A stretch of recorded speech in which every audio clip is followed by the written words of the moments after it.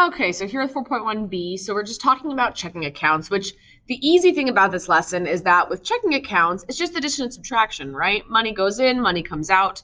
So it's just a matter of, with this lesson, we're just talking about what are positives, what's going into the account is a positive versus what's coming out of the account is negatives. So that's all this lesson is about, as well as talking about this concept of an overdraft and understanding how that works, unfortunately.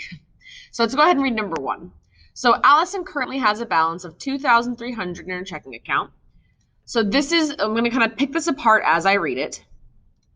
This is where she's starting at, right? When it says a balance of $2,300, that's her starting point. So to this number, we're either going to add things if money is coming in, or we're going to subtract if money is coming out.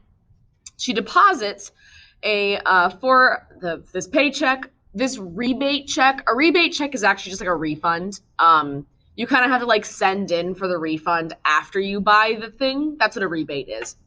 And a personal check for $550 into her checking account. So looking at these again, we have 1, 2, 3. She deposits these. So again, picking this apart, is that going to be a positive then? Is that going into the account? Or is it coming out of the account and it'd be a negative if it's a deposit? What do we think? That's a positive, right? A depositive. I mean, it's not the reason why it's called deposit, but these are all going to be positive numbers because they're going into her account. She wants to receive $200 in cash.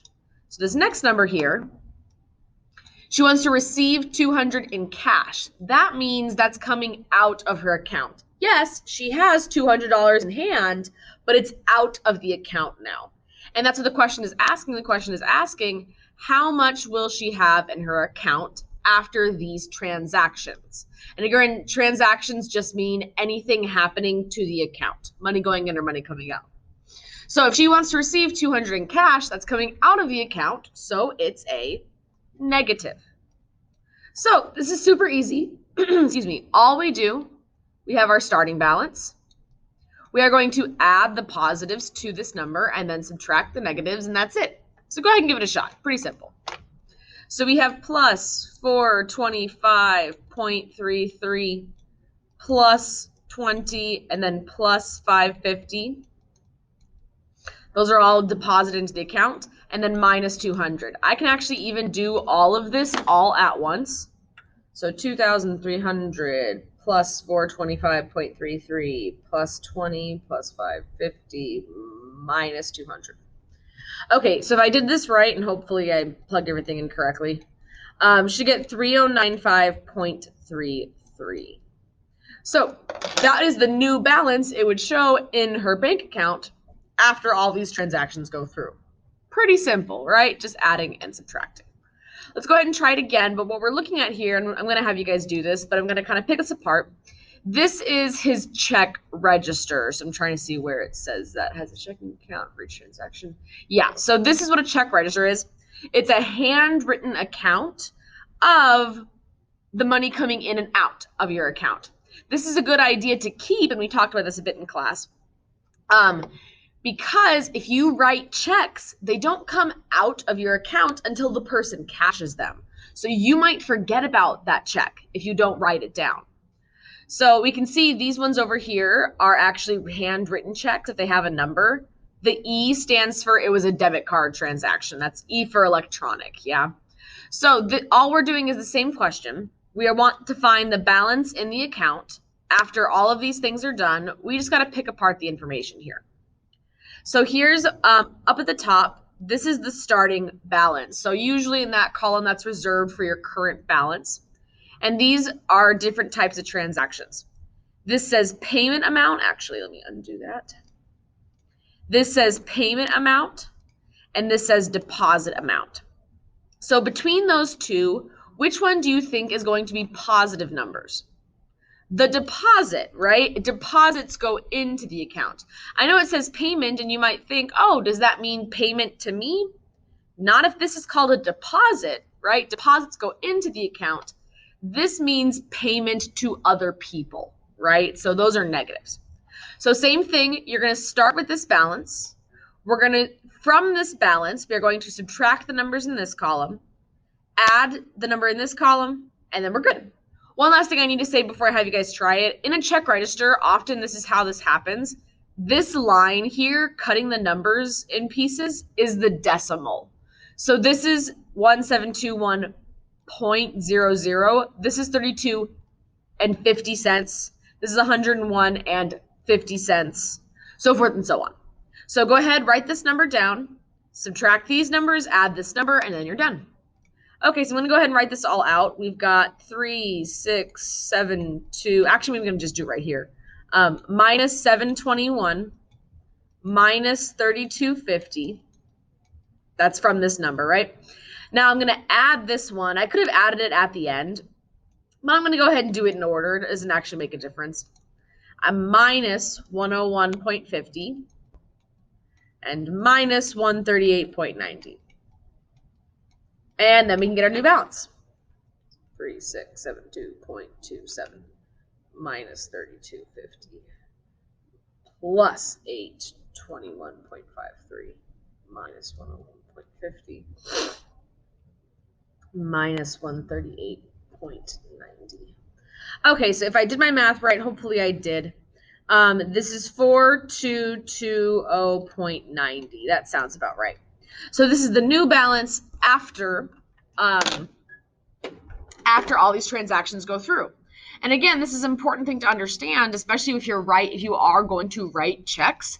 This may not be what they see online, but this is the most accurate because they're keeping track of all these checks that they wrote that may or may not be have gone through online yet. They don't go through until somebody cashes them. And if you're not expecting that check to be cashed, you might overdraft, which is the next extension in this lesson here.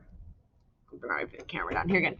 So now we're talking about overdrafting. So it says Jim's bank charges an overdraft fee of $20 every time you overdraft. What this means, again, guys, is every time you go negative. If you go more and more negative, that is another overdraft. Every single time you spend money and you're in the negative, that's considered an overdraft. Jim currently has a balance of $200 in his checking account. So here's where he's at. The following transactions are processed in this order. And we talked about this does not necessarily mean the order that he spent this money. It's just the order they got processed. So you got to be careful. If they're processed in a certain order, it can change how much you overdraft. It has to go in this order. So $200 to start with, just kind of thinking this through. He writes a $50 check to his mom. So far, so good, right? He's got $200, $50 check, he can afford that. But then his rent check goes through of $550. Not going to have enough money for that, right? Definitely not. And then he's already in the negative, and then he uses his debit card. Yeah? So thinking this through, this first one, if I do this in order actually here, 200 minus 50.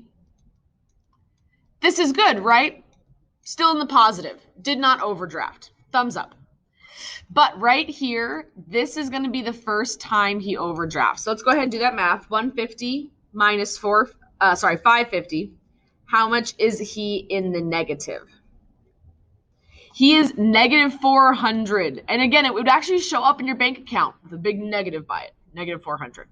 So what I'm going to do is I'm going to circle this because that is the first time he overdrafted. This question right here says, how many times does he overdraft? This is the first time. This is the first time he goes negative. But he has one more purchase. So I'm going to subtract 85. So be very careful with this, guys. This is negative 400 minus 85. If you just do 400 minus 85, you're going to get the wrong answer. The point is you're digging yourself a deeper hole, right? So if I do 400 minus 85, I'm going to end up with like 315. That's not as deep of a hole, right? That's because, again, it's negative 400, negative 85. So this comes out to be negative 485. Yeah. This is the second time he overdrafts. So that answers this question. How many times does he overdraft? Twice. He went negative and then he spent money again. That's 2 times overdrafting. Here's what happens then. They go, oh, we are so gracious. We let you spend money that you didn't have. Yeah. So we are going to charge you this $20 fee every time you overdraft. So because they overdrafted twice, that means we need 2 of these, yeah? Now we gotta be careful here. This is their current negative balance, but they are going deeper in the hole. So negative 485 minus 20 minus 20, this is going to be their new balance. So go ahead and do that. Negative 485 minus 20 minus 20. Check and make sure plug this in correct. Okay, so the new balance is negative 525. So again, what's going to happen is he has to pay back that balance before he can get into the positive and before he can spend any more money without being charged fees, right? If he does spend money again, he's going to be charged another 20. As long as he is in the negative, if he keeps spending money, he will keep being charged $20 every time. And that's just a fee. That means you buy a stick of gum. That stick of gum is not going to cost you $2. It's going to cost you $22 because of that fee, right? So he has to pay this money back, get back up to the positives, and then this fee will stop being charged. So I want you to try it again. You have to go in order they give you because that's very important. Again, we talked about in class, if the order changes, that actually changes how many times you overdraft. So see what he's starting with. Subtract in order, see when he overdrafts, and then how many times afterwards. That's going to be how many times this fee is also subtracted. Go ahead and give this one a shot. Come back if you're a little stuck. Okay, so the balance is 300 to start with. I'm starting there, right? I'm going to go in this order. So he writes a $45 check to his mom. So far, so good, right? We can tell that. This is going to be $155, I believe. $255, excuse me. Let me just put it in the calculator. $255. So far, so good. No overdrafting. He used his debit card for a $60 purchase. Still good. Doesn't overdraft. Remember, overdraft means go negative. So still not negative. So this is good. But then maybe he did his math wrong and didn't realize he was short. This is going to cause him to go negative, right? This is -5. Let me just do my math to make sure I'm not wrong. Okay. So I'm going to circle it. Again, that's kind of my trick. Every time I go negative, I circle my answer so that I can keep track of how many times he goes negative. And he went negative once. So this was how many times he overdrafted just once. And it's only $5, right? He's only $5 in the negative. But it doesn't matter. It's going to cost him an additional $35. So when it says how much will he have in his account after the transactions, this question is kind of not a trick question, but he's going to have negative money in his account, right? He doesn't have any money. Technically, we could say zero. He has no money. But online, the balance would show negative. So be careful. -5 is how negative he is, but we need to subtract an additional $35 fee. And again, be careful, check this. You should have gotten -40. That's because this is -5 minus 35. If you do 5 minus 35, you're going to get the wrong answer. So this is the answer. -40 is how much he will have in his account. Really, it's how much he owes the bank. So again, a couple things to recommend when you guys go do this homework. You want to subtract one by one. If the question does not talk about overdrafting, right? If you read through example 1, there's no overdrafting.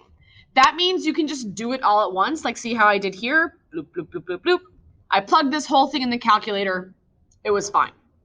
Same thing with this one. The question did not reference overdrafting. That means it's not going to happen. So we're good. When it references overdrafting, you need to go one by one, like how I did here, to see when the overdraft occurs. And then everything after that is also going to be an overdraft. So keep the question straight. No overdrafting in the question. You can do it all at once. If it says overdrafting, you need to subtract these one by one, and then do not forget about those fees. Let me know if you get a little stuck.